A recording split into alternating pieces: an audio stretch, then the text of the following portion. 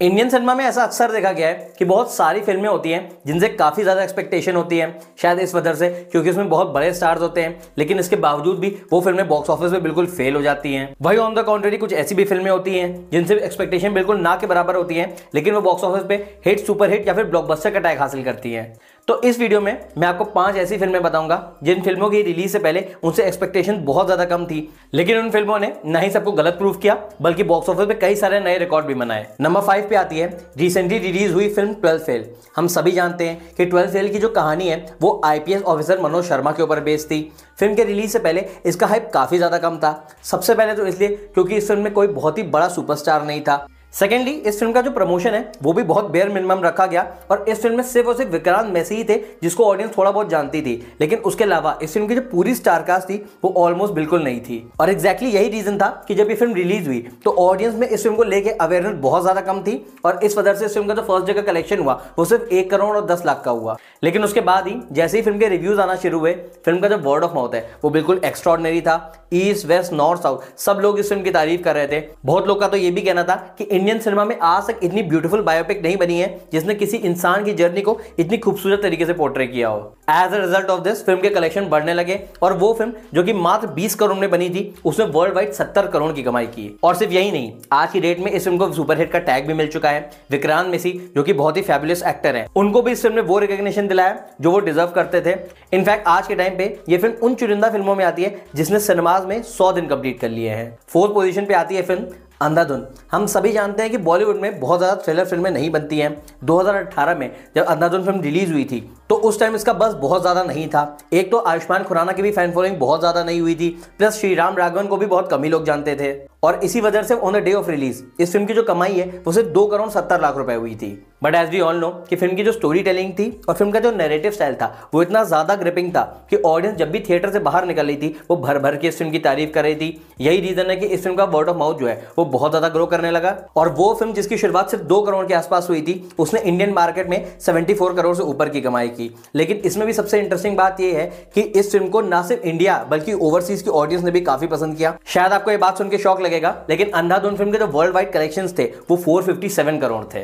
ये फिगर ही अपने आप में बताता है कि ये कितनी ज्यादा वेल मेड थ्रिलर थी। और सिर्फ यही नहीं, आज भी आप इस फिल्म के क्लाइमैक्स से रिलेटेड बहुत सारे थ्योरी वीडियोस देख लेंगे जिसमें समझाया जाता है कि फिल्म के लास्ट सीन में एक्चुअली क्या हुआ था। 3rd पोजीशन पे आती है फिल्म उरी, जो कि एक सर्जिकल स्ट्राइक पे बेस्ड थी जो कि इंडियन आर्मी ने 2016 में किया था। यह फिल्म अपने आप में बहुत ही एक्सपेरिमेंटल फिल्म थी क्योंकि इससे पहले बॉलीवुड ने जितनी भी आर्मी बेस्ड फिल्म बनाई थी उसमें चीजों को बहुत ही ज्यादा एग्जैजरेटेड वे में दिखाया गया था। नॉर्मली ऐसी फिल्में मसाला एंटरटेनर की तरह बनाई जाती थी जिसमें हीरो को बिल्कुल सुपर हीरो की तरह दिखाया जाता था, कई सारे गाने भी डाल दिए जाते थे।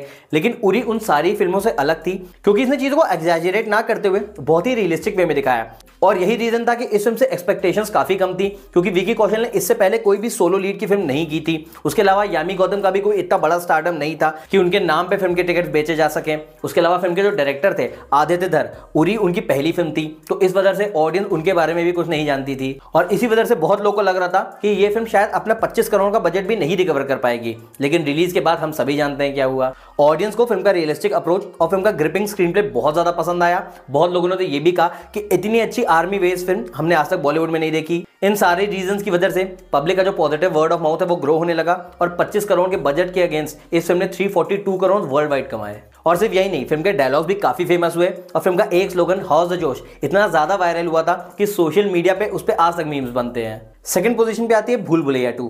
हम सभी जानते हैं कि 2022 का जो फेज था वो बॉलीवुड के लिए काफी ज्यादा डल फेज था।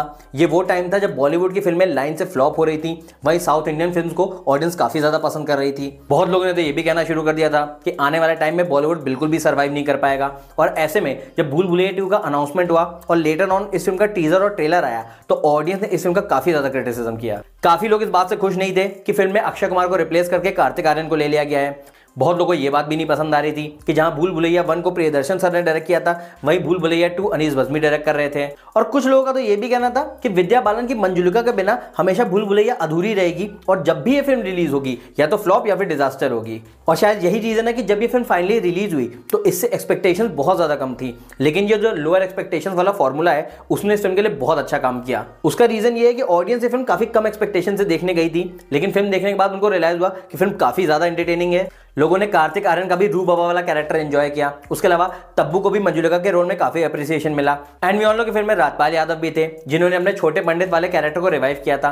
तो इस वजह से फिल्म में अच्छी खासी नॉस्टैल्जिक वैल्यू भी आ गई। और यही रीजन था कि उस टाइम में जहां बॉलीवुड की मैक्सिमम फिल्में फ्लॉप हो रही थी, वहीं भूल भुलैया 2 ने 70 करोड़ के बजट के अगेंस्ट वर्ल्ड वाइड 267 करोड़ की कमाई की। बहुत लोगों ने तो इस फिल्म के बाद कार्तिक आर्यन को नया सुपरस्टार भी बोलना शुरू कर दिया था। एंड लेटर ऑन जब मेकर्स ने नोटिस किया कि इस फिल्म को इतना ज्यादा अप्रिसिएशन मिल रहा है, तो उसके बाद उन्होंने भूल भुलैया 3 भी अनाउंस कर दिया, क्योंकि इस साल दिवाली में ही आने वाली है। और उस फिल्म में भी हमको कार्तिक आर्यन दिखेंगे और उनके साथ स्क्रीन स्पेस हमारी ओजी मंजुलिका यानी विद्या बालन शेयर करेंगी। नंबर 1 पे एक ऐसी फिल्म आती है जो मैं कहूंगा फिल्म से ज्यादा एक केस स्टडी है, क्योंकि इस फिल्म ने ऑडियंस को लिटरली 2 पार्ट्स में डिवाइड कर दिया था। और वो फिल्म है ऑडियंस की फेवरेट गदर 2। हम सभी जानते हैं कि जब ये फिल्म रिलीज हुई थी तो सोशल मीडिया पे बहुत ज्यादा पोलराइज्ड ओपिनियन आ रहे थे, जहां यूट्यूबर्स ये कह रहे थे कि ये फिल्म गदर का एक सस्ता रीमेक लग रही है, वही ऑडियंस इस फिल्म को बहुत ज्यादा प्यार दे रही थी। बेसिकली हुआ क्या था कि फिल्म के रिलीज से पहले फिल्म का हाइप बहुत ज्यादा नहीं था, फिल्म के टीजर और ट्रेलर को भी बहुत ज्यादा अप्रिसिएशन नहीं मिला। And everything was hinting towards the fact कि शायद ये फिल्म गदर का मैजिक नहीं रिक्रिएट कर पाएगी। बट रिलीज के बाद चारों तरफ सारे थिएटर हाउसफुल हो गए थे, और सिर्फ मल्टीप्लेक्सेस ही नहीं, बहुत सारे सिंगल स्क्रीन सिनेमास को भी इस फिल्म ने रिवाइव कर दिया था। ऐसी न्यूज आ रही थी कि बहुत से गांव वाले ट्रैक्टर और ट्रकों में भर भर के गदर 2 देखने आ रहे हैं। और यही रीजन था कि एक ऐसी फिल्म जिससे एक्सपेक्टेशंस भी बहुत कम थी, जो सिर्फ 60 करोड़ के बजट में बनी थी, और ये फिल्म 3 फिल्मों के साथ क्लैश भी हुई थी रिलीज के टाइम। यहां मैं आपको बता दूं कि गदर 2 जब रिलीज हुई थी तो इसका clash oh my God 2, jailer और भोला शंकर के साथ हुआ था। लेकिन उसके बावजूद भी इस फिल्म ने इंडियन बॉक्स ऑफिस पे 525 करोड़ की कमाई की। वहीं इस फिल्म का जो वर्ल्ड वाइड ग्रॉस है वो 691 करोड़ रहा। साथ ही इस फिल्म ने सनी देओल का करियर भी रिवाइव कर दिया, जहां उनको इस फिल्म के हिट होते ही बहुत सारी फिल्में ऑफर हो गई। प्लस ऑडियंस को भी गुड न्यूज मिल गई, क्योंकि गदर 2 के सक्सेस होते ही मेकर्स ने इस फिल्म का नेक्स्ट इंस्टॉलमेंट यानी गदर 3 का भी अनाउंसमेंट कर दिया। And these 5 films showcase the beauty of cinema, कि कई बार हम जिन फिल्मों से सबसे कम एक्सपेक्टेशन रखते हैं वो फिल्म हमें बॉक्स ऑफिस पे सबसे बड़ा सरप्राइज देती है।